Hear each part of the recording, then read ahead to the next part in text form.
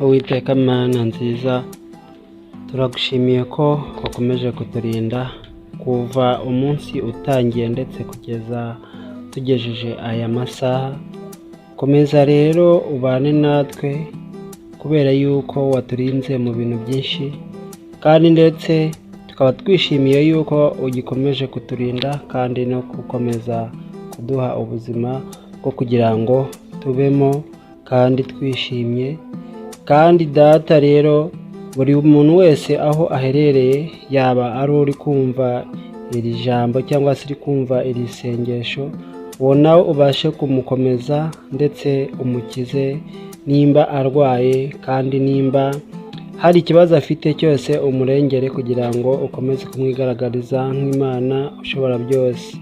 Reka buri muntu wese rero aho ari yumve kuganza kwawe, yumve kunesha kwawe, yumve imbaraga zimwerekezaho, yumve imbaraga zimutarura mu bibi, yumve imbaraga zimugarura aho uri, kugira ngo amashimwe yawe akomeze gukurakurana cyangwa se akomeze gutera imbere.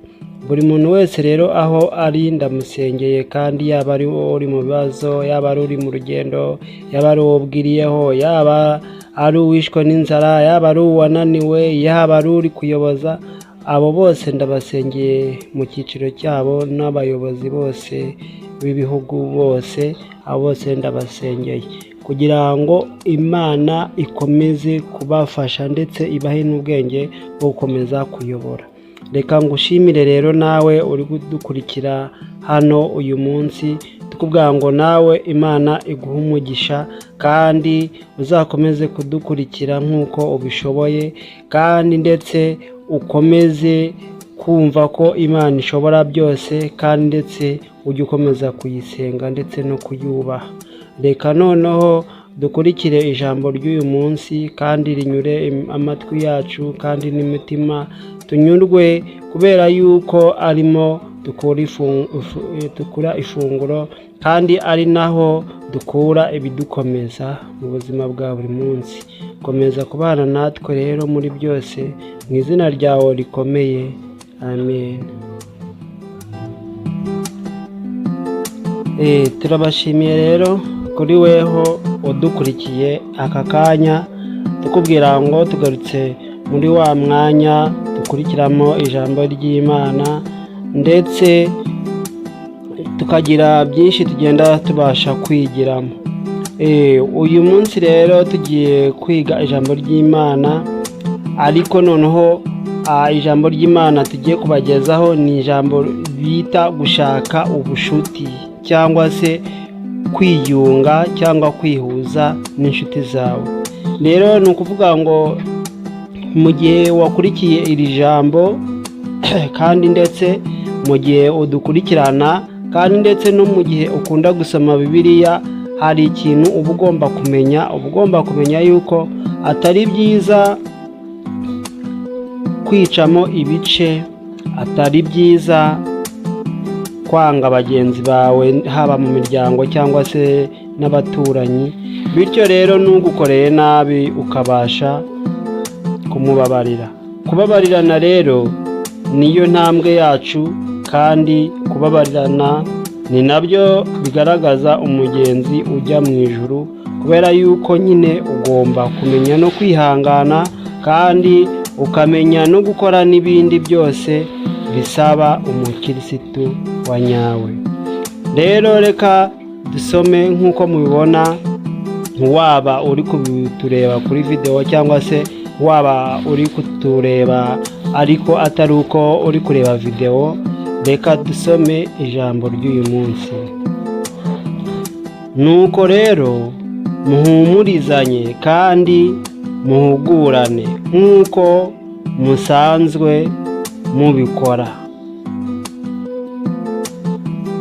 Ijambo ry'Imana riratubwira ngo nuko rero muhumurizanye kandi muhugurane nk'uko musanzwe mubikora. Ni ukuvuga rero ngo intambwe uba waratangiye ugomba kuyikomeza nyine, ugomba kuyikomeza kugira ngo ubashe kugira aho ugera. Nuko ugomba kuguma mu nzira nziza, ntabwo biba bikwiriye yuko uva mu nzira nziza ndetse ugafata inzira mbi, kubera yuko iyo wafashe inzira mbi uba watangiye kwerekeza mu nzira y'uburimbukiro.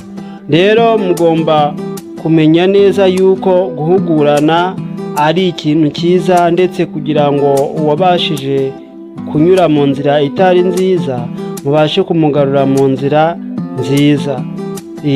Guhugurana rero nyine nuko ureba mugenzi wawe mufatanije umurimo w'Imana ko hari imirimo imwe n'imwe yaba ari gukora kandi bidakwiriye, ndetse ukabasha kumwegera ukamubwira ati ariko biragaragara yuko muri iyi minsi twahagurukiwe, ndetse bityo abantu bamwe y'abakozi b'Imana hari ibintu byinshi bari gukora ariko badasobanukiwe.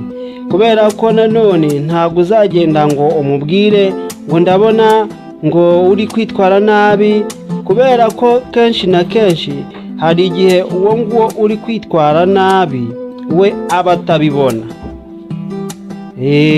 Hari igihe we aba atabona ko ari kwitwara nabi. Niyo mpamvu rero iyo muganiriye neza mu magambo meza, ndetse musoma n'ijambo ry'Imana mufite na Bibiliya, bikaba byiza kurushaho, nuko umuntu abasha kubona yuko koko hari aho yari yarayobeye. Rero ni ukuvuga ngo iyo yamaze kubona inzira yari yarayobeyemo, biroroha cyane kugira ngo asubire mu murongo. Rero mujye mukomeza nyine muhugurane, ndetse mukomeze muganire kugira ngo ubuzima bukomeze kugenda neza, kubera ko iyi minsi turimo iraruhije kandi ndetse igoye n'abagenzi. Rero ndagushimira cyane rwose ko ugenda wumva iri jambo, kandi ndetse rikakubaka mu mutima, kandi ndetse rikakuhumuriza, kandi ndetse ugafata n'umwanzuro muzima, ugahitamo, kandi ndetse ukamenya gukora ibyiza. Ndizera yuko rwose gukora ibyiza nta kindi cyabiruta, kuko iyo ukoze neza bizatuma wumva unyuzwe mu mutima wawe. Iyo ukoze neza mbese nyine nawe uzumva ko ufite akanyamuneza, bityo rero buri kimwe cyose uzakora kizakubera cyiza, kandi ndetse buri kimwe cyose uzarya uzumva kikunyuze, kandi uzumva nta munaniro mwinshi ufite, kubera yuko nimba udafite ibiremereye umutima nta nubwo uzatunga umunaniro w'ikirenga, uzananirwa bisanzwe.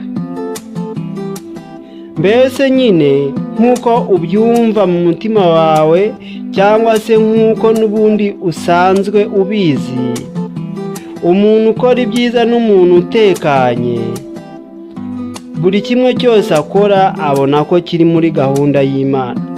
Buri kimwe cyose ubonye ushimira Imana yuko icyo kintu ukigezeho. Rero nyine niyo mpamvu igihe cyose uba ugomba kugira ibintu byinshi cyane ugenda ushyira mu nzira. Ntabwo ubundi kugusomera ijambo ry'Imana gusa nuko umuntu akarekera aho nta busobanuro ashyizemo, benshi ntabwo bijya bibafasha. Benshi yewe nta n'icyo bimumarira cyangwa se ntacyo bikumarira. Ariko noneho iyo dufashe umwanya wo kubasobanurira, benshi bamwe muri twe tugenda turushaho gusobanukirwa neza, bityo rero bikadufasha mu nzira zacu za buri munsi, mu buzima busanzwe, twaba turi mu kazi, twaba turi abakoresha cyangwa turi abakoreshwa. Mbese nyine icyiciro cyose uherereyemo uba uhagaze neza, kubera yuko uba wumva utaremerewe mu mutima, kubera yuko uba wumva ibintu byose bimeze neza ndetse n'ibyo ubonye ugashima ibyo. Kandi ntuhangayikishwe n'ejo kubera ko ejo bizwi n'Imana. Imana igutunze uyu munsi n'ejo ntago bizayinanira. Kubona ifunguro uriye uyu munsi ntago ejo uzabura ibyo urya. Ndetse nakubwira ngo ntuhangayikishwe n'uko ubayeho uyu munsi, kubera yuko hari abantu benshi cyane babaye abakire atari uko imiryango yabo yabahaye ubwo bukire, ariko kubera ko hari ijambo bavuga ngo bucya bwitwa ejo, Imana iguhindurira amateka nawe ugatangira kuvuga ngo Mana ugira neza, ukamenya neza koko ko Imana ikuzi. Niyo mpamvu rero nyine uba ugomba kunyurwa kandi ndetse ukanyurwa n'uko ubayeho, kubera ko ukubayeho hariho n'abandi babyifuza, kubera ko ukubayeho hariho n'utarigeze abona ayo mahirwe yo kubaho uko ubayeho. Hari abantu benshi bafite n'ubutunzi ariko akaba yumva nta mahoro afite, kandi akaba yumva yifuza kubaho mu buzima bwiza. Ese ni ukubera iki abura ubuzima bwiza kandi afite amafaranga, afite imitungo imwemerera kwitwa uwo ari we, kandi ndetse yarabashije kubaka izina ryiza, aho atuye bamuzi yuko rwose ari umukire, ariko akabura amahoro mu mutima? Kubaho neza rero ni ukunyurwa n'uko ubayeho, kandi ikindi ukumva neza ko ineza ukeneye kugirirwa nawe wayigirira abandi. Ntugahitemo kwikunda ngo wange abandi, kubera yuko niwikunda ntabwo uzabona ibyiza ngo umenye ko wabigezemo.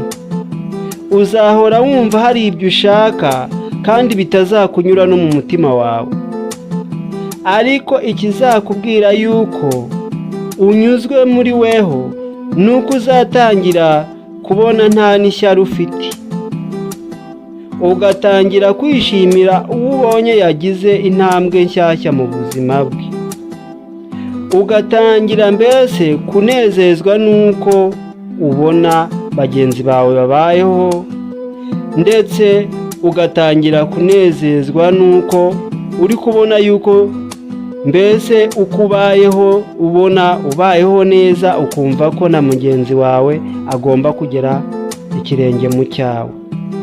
Rero imirimo yawe yo uba uri gukora niyo igomba kugufasha kwitwara neza. Hagati aho ngaho rero wumvishije ijambo ry'Imana ndetse inshuro nyinshi, ariko ikibazo kimwe ni ukudasobanukirwa kandi ukumva yewe, ariko icyo gutekereza ukakibura.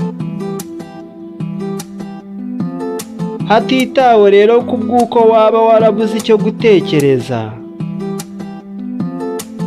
aka kanya wafata umwanzuro muzima, ahasigaye nawe ugatangira kugenzura inzira zawe kugira ngo urebe aho bipfira. Numara kubona aho bipfira rero uzaba umugwaneza, mbese nawe uzatangira kumva wishimye mu mutima. Mu buzima bwa buri munsi nta kizongera kugutera ubwoba. Mu buzima bwa buri munsi uzahora wumva ushaka kubaha kuruta uko wabikoraga na mbere. Mu buzima bwa buri munsi kunyurwaho rwose bizahorana nawe. Mu buzima bwa buri munsi uzumva ukeneye gufasha, kandi uwo ufashije ntiwicuze igitumye umufasha. Ibyo umuhaye ntuzabitekerezaho, kubera yuko uzaba wamaze kunyurwa mu mutima wawe. Uko uri uwo munsi nibyo bizagufasha, ndetse ejo n'ejo bundi bizwi n'Uhoraho, Uwiteka Imana yawe. Bakundwa mwese rero mwari mudukurikiye, ndabashimiye yuko mwakomeje kubana natwe. Tubabwira ngo buri munsi niko twateguye yuko tuzajya tubagezaho inyigisho.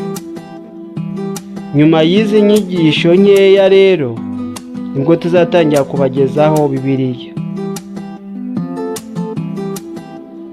Dutangire tukugezeho Bibiliya umenye aho itangirira, nawe ujye ugenda umenya amagambo amwe n'amwe ndetse utigeze wumva.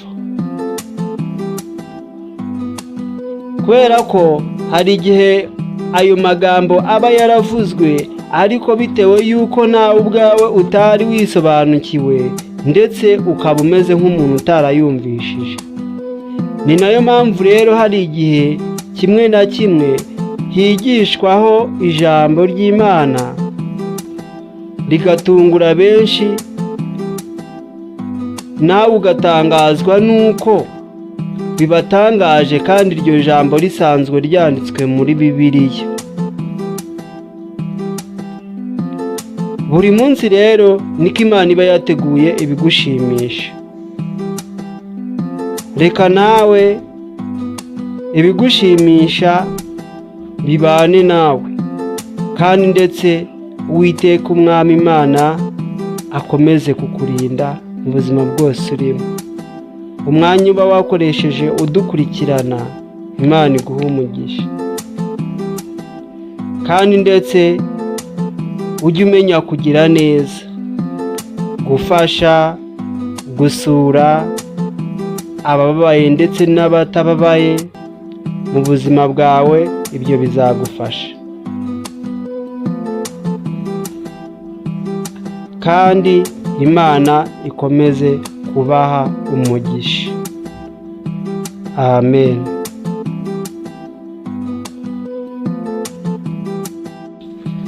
Kandi nongera kukwibutsa, ushaka kudukurikirana kuri Telegram groupe yacu, ukaba wabasha no kutwandikira tukubwira ngo urajya kuri Telegram, cyangwa nimba utayifite muri telefone yawe yishake, wandikemo Telegram muri hariya ushaka application yo gushyira muri telefone, wandikeho Telegram irahitiza. Nurangiza nyine uyigire ikora nka WhatsApp neza, ariko yo ikiza cyayo nuko ibyo ushyizeho bigumaho. Hasigaye rero nurangiza kujya kuri Telegram udushake, ugwandikeho Kwiga Bibiliya, cyangwa se uze kureba aho ngaho hasi twashyizemo link, uraza kuyikandaho ikugeze aho ngaho muri iyo groupe ya Telegram. Kandi mbwa ngo iyo groupe ya Telegram niho tuzajya tubigishiriza ijambo ry'Imana buri munsi. Rero nyine kandi tuzaba turi gukora online. Nawe ushobora rero kuba waba ubikunda cyangwa se ubikunze, bityo nawe tugafatanya umurimo w'Imana. Rero mbwa ngo kandi no kuri Facebook dufite na page ya Facebook, kwandikaho Kwiga Bibiliya, mbese nyine uzatubona. Kandi ikindi ibyo byose bizoroha. Murakoze cyane rero kuri weho warudukurikiye, mujye musigana n'ubutumwa bwanyu muri comment. Murakoze cyane.